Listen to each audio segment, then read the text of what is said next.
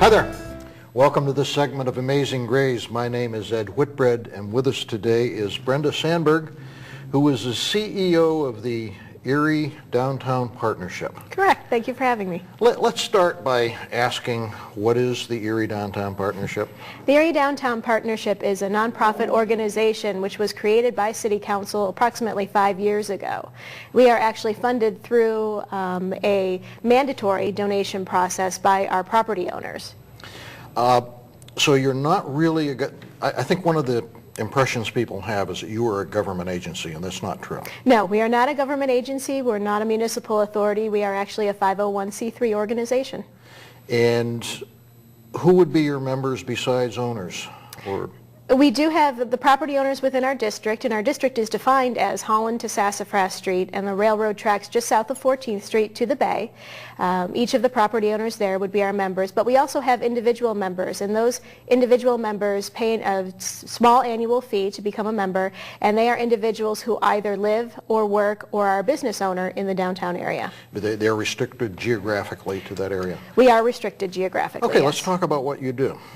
Well, our organization was created to enhance the image and economic climate of downtown. And we'll follow that with, how do you do that?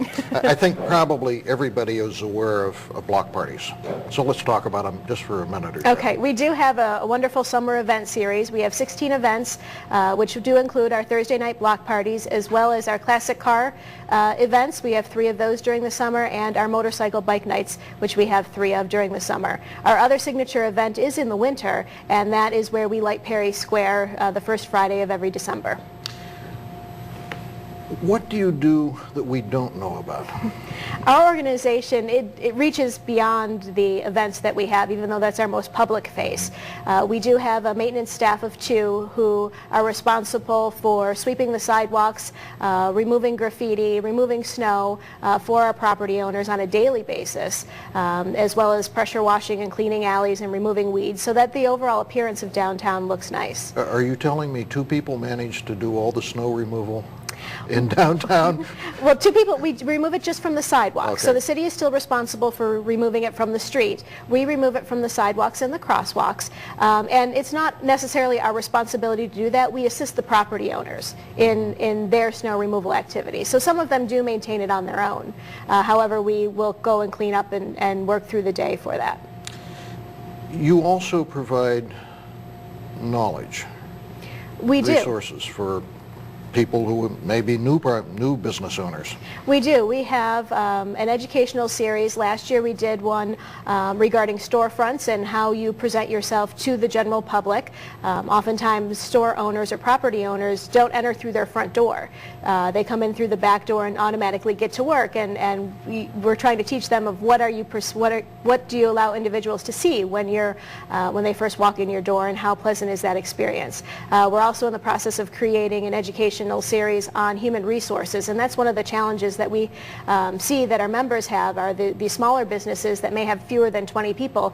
They don't have a human resources department, and that's something that we can assist them with to ensure that they are following all the laws that they need to.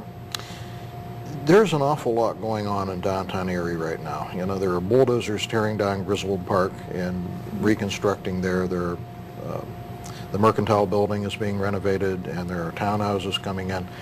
How do you interact as a CEO with the other agencies that are involved, so you're not tripping over each other when you're in your various projects? Right now is a great time to be downtown. We have more investment going on now than we have had in several years, and we work extremely well with the City of Erie, the Redevelopment Authority.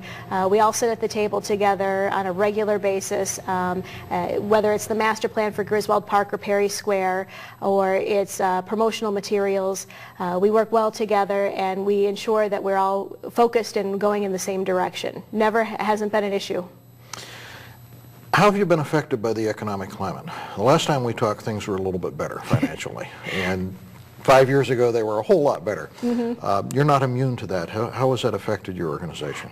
We're not immune to it. However, again, with our membership, our required membership, we haven't seen a drop-off in payments that we've received. So we've been lucky to keep a steady income so that we can continue with our programming. However, you know, obviously some of the businesses that are downtown have, you know, we have some that have left recently, Matthews being one of them, which is unfortunate. And we're hoping that, you know, that area becomes filled and prosperous again. Where does Erie Downtown want to be 5 years from now? I think over the next 5 years, we have a 5-year strategy that our board, which is consisted of 15 members that are a cross-section of who our general membership is. We have a 5-year strategy that we look to implement as far as what we'd like to see downtown look like, as far as being perceived as more of an economic development agency as opposed to just an event planning agency. Oftentimes when we do and conduct interviews, it's the events that people want to hear about, but we are so much more than that. That's just a very small portion. So education, changing the perception that downtown may be dirty or unsafe, those are some of our biggest challenges. Why don't you brag a little bit about what you've done? You've been at this for what, 18 months now, something like that? Roughly 18 months. And we have done plenty in those 18 months.